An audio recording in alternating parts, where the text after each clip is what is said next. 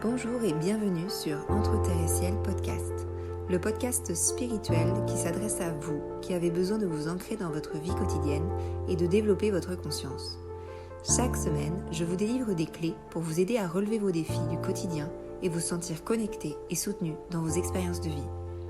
Je suis Adélia, je suis guide holistique, enseignante en développement personnel et spirituel, clairvoyante et médium, et je vous accompagne à travers mes pratiques telles que le développement de l'intuition et des perceptions subtiles, l'énergétique, la cartomancie, l'astrologie et le développement de la conscience afin de vous aligner dans votre vie et d'en faire une expérience vertueuse et pleine de sens. Entre Terre et Ciel est donc destiné à toutes les personnes intéressées par ces pratiques, ainsi qu'à ceux qui sont en quête d'une spiritualité incarnée, ouvrant la porte à des applications dans la vie quotidienne. N'hésitez pas à me soutenir en vous abonnant et en notant ce podcast, et je vous souhaite une belle écoute.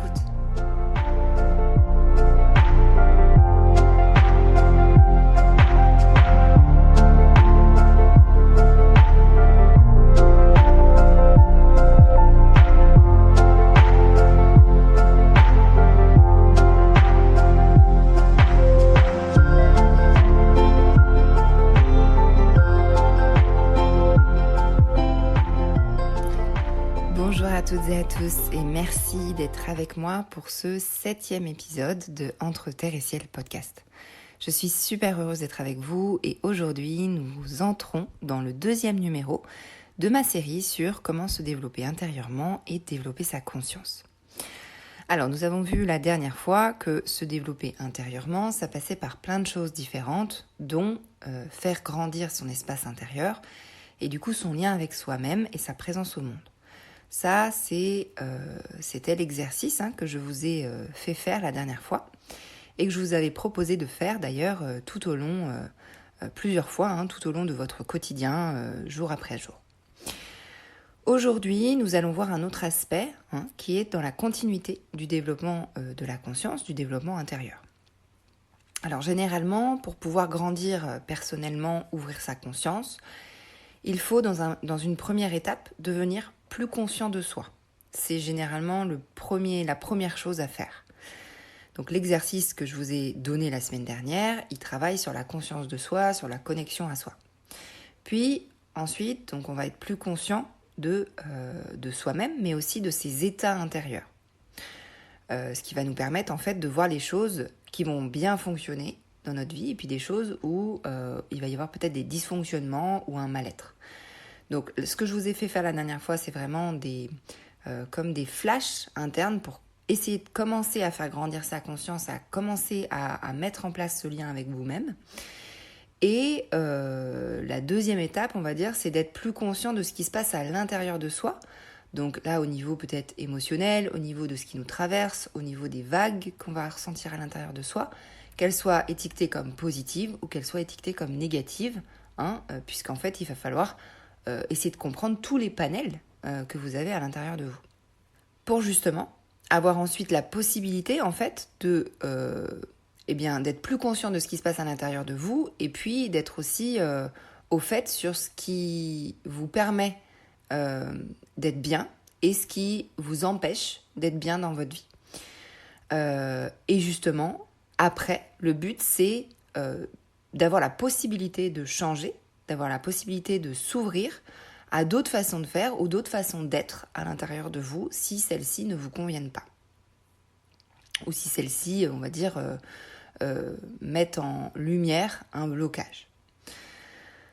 Donc la prise de conscience, c'est une étape clé du processus de développement personnel, mais en fait, elle ne doit pas être teintée de jugement, donc c'est-à-dire que ça sert à rien en fait, c'est pas le but de se juger et de se dire c'est pas bien parce que je ressens des émotions négatives en fait. Non, c'est pas ça le but. Le but c'est vraiment d'essayer de faire un état des lieux neutre pour qu'ensuite, ce qui nous plaît ou ce qui nous plaît pas, on ait la capacité, la conscience de le changer ou de le garder en fait, en fonction de ce qui vous convient ou pas. Alors, après, évidemment, ça va dépendre aussi de la manière dont vous fonctionnez. Donc, c'est-à-dire que, par exemple, il y a des émotions qui sont étiquetées comme négatives dans le développement personnel et spirituel, comme la colère par exemple. Alors je suis pas du tout d'accord avec ça, je trouve que la colère c'est une très belle émotion, qui vont peut-être nous mettre la puce à l'oreille sur certaines choses. Et puis il y a des personnes qui vont en fait se structurer énergétiquement avec des émotions qui sont motrices dans leur vie. Donc c'est pour ça que des fois c'est très compliqué, on veut changer des choses et en fait c'est en nous, et puis c'est très compliqué en fait de les changer parce qu'en fait c'est la manière dont on se structure. Donc si telle ou telle chose dans votre vie fait partie de votre moteur de vie, c'est compliqué de les changer. Donc c'est pour ça qu'il faut restructurer d'une manière très générale. Bon, après, ça va peut-être rentrer dans des choses un peu plus complexes. Et puis, vous pouvez toujours demander de l'aide pour vous accompagner, en fait, dans cette transformation intérieure. Si vous n'y arrivez pas par vous-même. Donc,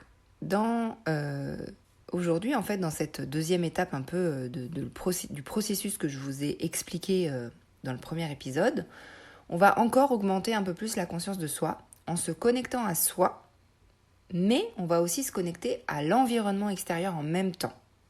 Donc c'est un petit peu plus poussé que la dernière fois. Ça va nous permettre en fait de directement ouvrir des portes de conscience sur la reliance entre ce qui vit en soi et ce qui est à l'extérieur de soi.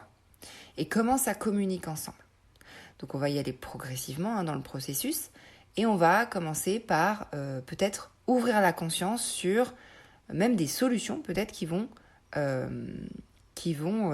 apparaître quant aux dysfonctionnements qui sont à l'intérieur de vous. Souvent, on est bien intérieurement, mais uniquement quand à l'extérieur, c'est bien aussi. C'est apaisé, c'est doux, c'est neutre.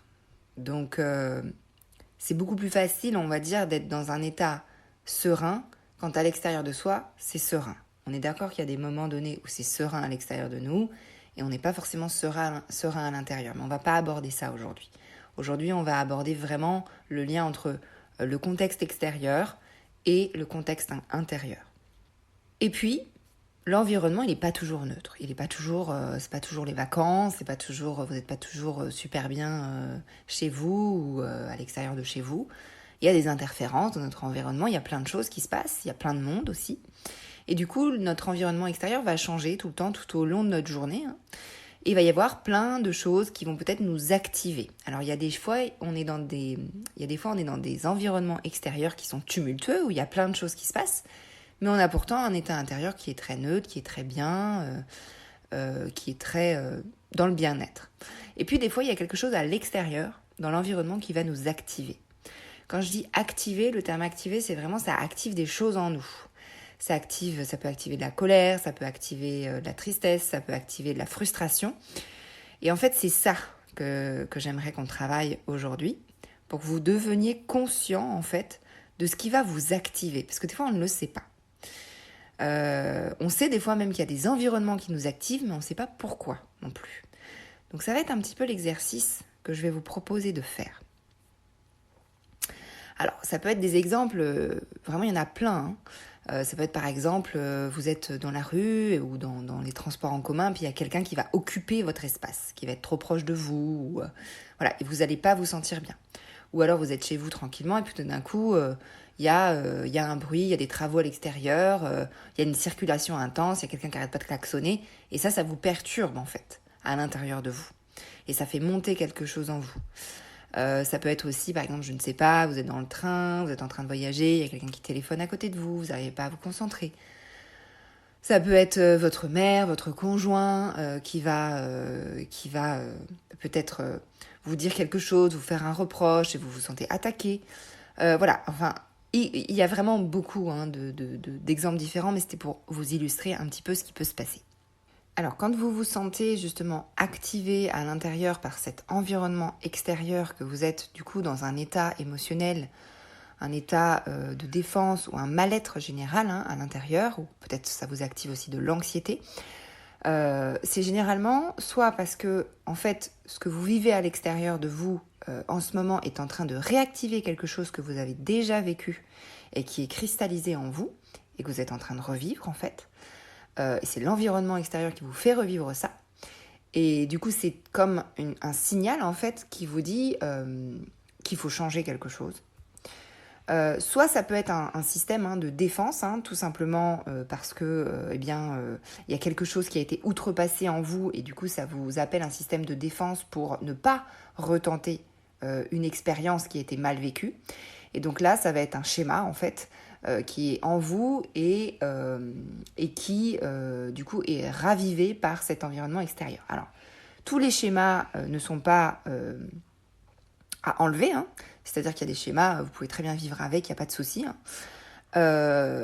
Mais si ça vous active trop et que ça a des blocages, que en fait ça ne vous facilite pas la vie et que vous êtes prêt à le changer, eh bien c'est que effectivement ce schéma-là peut-être est voué à être remplacé par autre chose. Et du coup, ce système d'alerte, il peut aussi être mis en place pour nous dire attention, t'es encore dans ce truc-là, il est peut-être temps de le changer. Donc voilà. Et quand on commence à en prendre conscience, c'est qu'on commence à être prêt pour le changer, pour le remplacer.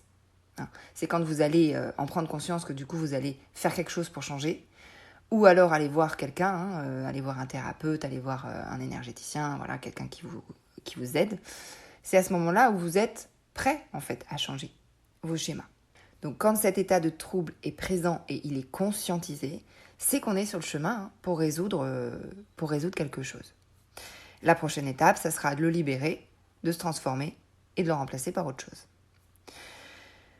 Alors, du coup, c'est dans un premier temps par l'observation en fait de ces états que nous pouvons devenir plus conscients de ça et donc de changer et de se transformer intérieurement. Vraiment, c'est la première étape, c'est la prise de conscience. Du coup, aujourd'hui, je vais vous proposer un exercice qui va être relié à ça, afin de devenir un peu plus conscient peut-être de vos états intérieurs. Je vais vous proposer de vous connecter à vous et à votre environnement extérieur en même temps. Donc vous allez commencer par le faire bien évidemment dans un état apaisé parce que c'est plus simple. Donc dans un état de bien-être, dans un état où vous vous sentez sans stress, où vous vous sentez vraiment en paix à l'intérieur de vous. Et il va falloir dans un premier temps refaire un peu l'exercice de la dernière fois, c'est-à-dire se connecter à vous et vous demander comment je vais là tout de suite, comment je me sens à l'intérieur. Et dans une deuxième partie, vous allez tout de suite après vous poser la question comment c'est à l'extérieur de moi, maintenant. Et vous allez voir que votre état intérieur peut très bien être très paisible dans un environnement qui est tumultueux. Ça, je vous l'ai dit tout à l'heure, il n'y a aucun souci avec ça, c'est tout à fait normal. Et puis, vous allez faire cet exercice quand vous sentez que votre environnement extérieur, il a un impact sur la manière dont vous vous sentez. Et vous allez vous reposer ces questions-là. Comment c'est à l'extérieur et comment je me sens à l'intérieur. Vous pouvez inverser, faire d'abord l'extérieur puis ensuite l'intérieur. Exemple, je suis dans les bouchons et ça me tape sur les nerfs. Donc, mon environnement est plutôt paisible, entre guillemets, puisqu'on est sûrement à l'arrêt dans sa voiture, en train peut-être d'écouter de la musique ou je ne sais rien. Mais ça nous déclenche quelque chose, puisque en fait, c'est le fait de ne pas pouvoir avancer, de ne pas pouvoir être libre de son mouvement, d'être empêché en fait de faire quelque chose. Ça va peut-être vous déclencher quelque chose à l'intérieur. Donc ça, c'est un exemple. Donc c'est un exercice vraiment qu'il faut essayer de faire dans des situations, dans des lieux un peu différents et plusieurs fois par jour, si vous en avez envie, pour que vous essayiez un peu de devenir plus conscient de ce qui se passe entre vous et l'environnement extérieur. Une fois qu'on a fait ça, on va essayer de trouver ce qui nous impacte dans l'environnement extérieur. Qu'est-ce qui va déclencher quelque chose en vous ? On revient sur le fait d'être dans les embouteillages. Donc, qu'est-ce qui m'affecte là-dedans ? Est-ce que c'est parce que je perds mon temps ? Est-ce que c'est parce que je vais arriver en retard ? Est-ce que c'est parce que je suis fatiguée ? Voilà, etc., etc. Donc, ça, c'est la deuxième étape. Une fois que vous avez pris conscience de votre état intérieur qui est énervé, qui est frustré ou autre, ou triste, ou voilà, ça peut être plein d'états différents, ou anxieux, etc., etc. Eh bien, l'étape d'après, c'est d'essayer de comprendre pourquoi. C'est d'essayer de voir qu'est-ce qui vous déclenche à l'intérieur de vous. Pourquoi vous avez cet état intérieur-là. Dans un premier temps, c'est vraiment essayer de le prendre sans jugement. Donc ne vous jugez pas en vous disant « je suis encore énervé, c'est pas bien ». Non, c'est pas ça le but. Le but, c'est vraiment, j'insiste, parce qu'en fait, on a souvent la machine mentale qui vient par-dessus tout ça et qui vient nous juger et qui vient nous dire que c'est pas bien et qui vient nous dire que tu ferais mieux d'être dans un autre état. En fait, ça ne règle pas le problème. Donc, essayez de revenir tout le temps dans le comment je me sens et de le décrire le plus possible. Donc, on est d'accord que je rappelle que là, on est sur quelque chose où c'est votre environnement extérieur qui va affecter votre environnement intérieur. C'est pas toujours comme ça que ça marche. C'est-à-dire qu'il y a des choses à l'intérieur de nous qui nous provoquent des choses à l'intérieur de nous aussi. Ok ? Donc ça, c'est vraiment mis entre parenthèses ici. Donc, dans cet exercice, c'est vraiment le levier qui déclenche l'émotion ou le mal-être qui est intéressant de trouver. Il y a plein d'autres exercices possibles. Aujourd'hui, c'est celui-là. C'est celui que vous pouvez faire seul aussi, sans forcément être accompagné. Je vous propose du coup de faire cet exercice, de trouver peut-être même un environnement particulier qui va déclencher quelque chose en vous. Et si déjà un environnement particulier, c'est assez, peut-être travailler sur cet environnement-là. Je reprends l'exemple des bouchons.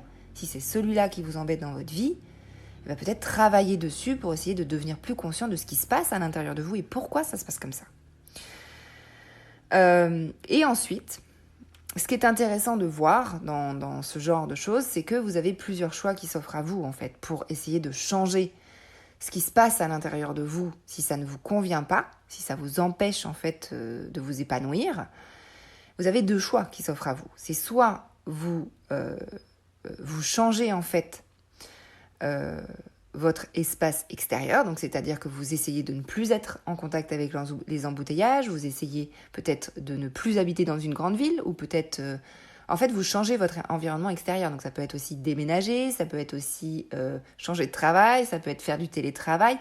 Enfin voilà, c'est une des options, c'est de changer son environnement extérieur s'il ne nous convient pas, parce que ça peut aussi être une alerte pour nous dire l'environnement extérieur ne te convient plus, change quelque chose à l'extérieur de toi, puisque c'est ça qu'il faut changer. C'est pour ça qu'il faut être très minutieux dans la prise de conscience que vous avez. En gros, n'allez pas trop vite parce que ça peut être ça aussi. Des fois, quand c'est pas fluide à l'extérieur de nous, c'est qu'il y a un message derrière. C'est que voilà, on doit changer quelque chose dans notre vie. Et puis des fois, c'est pas ça. Des fois, c'est que c'est à l'intérieur de nous qu'il faut changer. Et du coup, il faut changer sa perception de la situation qu'on est en train de vivre. Donc, ce que je suis en train de vivre n'est plus adéquat pour moi. Je dois libérer cet état intérieur qui me pèse, qui m'empêche d'avancer. Et du coup, ça va changer votre état d'esprit. Alors, je vous avoue, ça va dépendre. J'allais dire que l'état intérieur est plus complexe à changer que l'état extérieur. Mais en fait, ça va dépendre. Parce que des fois, on est dans une routine, on a toujours connu ça, et ça nous fait extrêmement peur de changer notre environnement extérieur. Et des fois, ça va être plus complexe de changer notre environnement extérieur, puisque on a toujours le même travail depuis des années. Je reprends l'exemple des embouteillages, bien évidemment, parce que c'est le seul que j'ai illustré ici. Mais bien évidemment, vous pouvez en avoir plein d'autres en fonction de vous. Et donc, des fois, ça va nous poser un vrai problème de changer extérieurement. Et puis, des fois, c'est l'inverse. C'est l'environnement intérieur, donc c'est ce qui se passe à l'intérieur de nous, notre perception des situations qui est très dure à changer. La perception des situations, ça va être un peu complexe dans le sens où ce que vous avez à changer à l'extérieur de vous, vous pouvez le faire entre guillemets seul. Ce que vous avez à changer à l'intérieur de vous, parfois vous avez besoin d'être accompagné pour le changer. Ou alors, vous allez passer par l'expérience, et à force de passer par l'expérience qui est récurrente, eh bien à ce moment-là, vous allez changer votre intériorité en passant à travers l'expérience. Voilà, pour le choix, pour la transformation intérieure, on va dire qu'il y a 3 choix. C'est soit vous le faites tout seul en passant à l'intérieur de vous et en étant plus conscient de tout ce qui se passe. Donc l'exercice que je vous propose peut en faire partie. Soit vous vous faites accompagner par quelqu'un. Donc moi, c'est ce que je fais tous les jours dans mes séances avec les gens, où on change l'état d'esprit, on change les structurations énergétiques pour que la personne devienne plus libre dans ses états de vie, en fait, dans ses expériences de vie. Et la dernière chose, c'est de passer par l'expérience de vie récurrente qui va finir par vous faire changer quelque chose. Voilà, ça tombe bien parce qu'en fait, là, j'ai commencé un petit peu à vous parler de l'épisode suivant. puisque l'épisode suivant, je vous parlerai de croyances limitantes, de schémas répétitifs et de finalement comment on fait pour changer tout ça. Donc j'ai commencé à en parler un petit peu ici, ça vous donne un avant-goût. Et voilà, donc je répète l'exercice, vraiment essayez de vous poser la question de comment ça va à l'intérieur et comment ça va à l'extérieur de vous. Si vous êtes dans un état déclenché, essayez de comprendre ce qui déclenche ça. Essayez aussi de vivre l'émotion telle qu'elle est, sans la mettre de côté, sans essayer de la réprimer, c'est important.